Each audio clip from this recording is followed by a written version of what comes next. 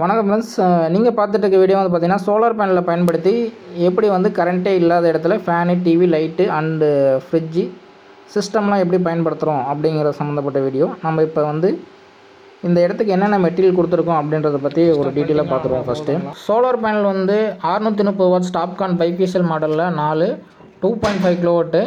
Next வந்து பார்த்திங்கன்னா நம்ம இன்வெர்ட்டர் வந்து பார்த்திங்கன்னா MPPT மாடல் 3.4 கிலோவாட்டு. நெக்ஸ்ட்டு வந்து பார்த்திங்கன்னா சோலார் பேட்டரி C10ல் வந்து பார்த்திங்கன்னா 200 Hல் 2 ஸ்ட்ரக்சர் வந்து பார்த்திங்கன்னா GIயில் போட்டு கொடுத்துருக்கோம். நம்மளுடைய கஸ்டமர் வந்து பார்த்திங்கன்னா ஆல்ரெடி செட்டு போட்டிருக்காங்க. அதனால் அவங்களுக்கு ஒரு 13 அடி ஹைட்டு போகிற மாதிரியான ஒரு மாடல் கேட்டிருந்தாங்க.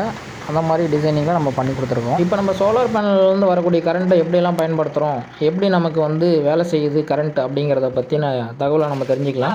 நம்ம சோலார் பேனல் வந்து பார்த்திங்கன்னா எப்பயுமே சூரிய ஒளி படுற இடத்துல தான் வைப்போம். நார்த்து டு சவுத் ஃபேஸிங்கில் தான் வைப்போம். நமக்கு தினமும் காலையில் 6 மணிலேருந்து சாயங்காலம் 6 மணி வரைக்கும் தான் சோலார் பேனல்லேருந்து கரண்ட் வரும். ஈவினிங் டைமில் வந்து பார்த்திங்கன்னா 6 மணிக்கு மேலே கரண்ட் வந்து வராது. ஏன்னா சூரிய ஒளி சோலார் கண்ணாடி மேலே பட்டால் மட்டும்தான் கரண்ட் வந்து வரும். ஸோ அதனால் நம்ம பேட்டரியில் வந்து பார்த்திங்கன்னா கரண்ட் எல்லாம் பகல் நேரத்துலேயே சேமித்து வச்சுக்குவோம். ஈவினிங் 6 மணிக்கு மேலே பேட்டரியிலிருந்து தான் ஃபேனு, டிவி, லைட்டு சிஸ்டம் எல்லாமே ரன் ஆகும்.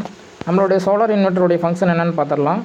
நார்மலாகவே இன்வெர்ட்ரு டிசி கரண்ட்டை ஏசி கரண்ட்டாக கன்வெர்ட் பண்ணி கொடுக்கும். அதாவது பேட்டரியிலேருந்து வரக்கூடிய கரண்ட்டு டிசி கரண்ட் அடிக்காது. அந்த கரண்ட்டை வந்து பார்த்திங்கன்னா நம்ம வீட்டில் பயன்படுத்தக்கூடிய 230 வோல்ட் ஏசி கரண்ட்டாக கன்வெர்ட் பண்ணி கொடுக்கும்.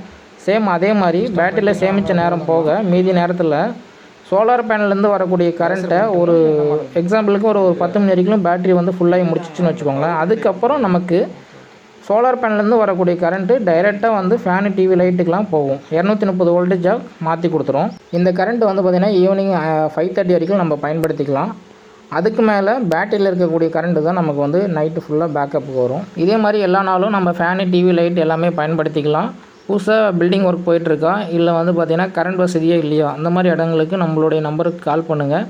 கரண்ட் இல்லாதவங்களுக்கு நம்மளுடைய வீடியோவை ஷேர் பண்ணி விடுங்க. இதே மாதிரியான சோலார் அமைப்புகள் அமைச்சு நம்ம நல்லபடியாக கரண்ட் எடுத்து கொடுத்துடலாம். சோலார் பற்றின அடுத்தடுத்த தகவலை தெரிஞ்சுக்கொள்ள நம்மளுடைய சேனலை சப்ஸ்கிரைப் பண்ணிக்கோங்க, லைக் பண்ணுங்கள், கரண்ட் இல்லாதவங்களுக்கு ஷேர் பண்ணுங்கள். தேங்க்யூ ஃப்ரெண்ட்ஸ், தேங்க்யூ ஃபார் வாட்சிங்.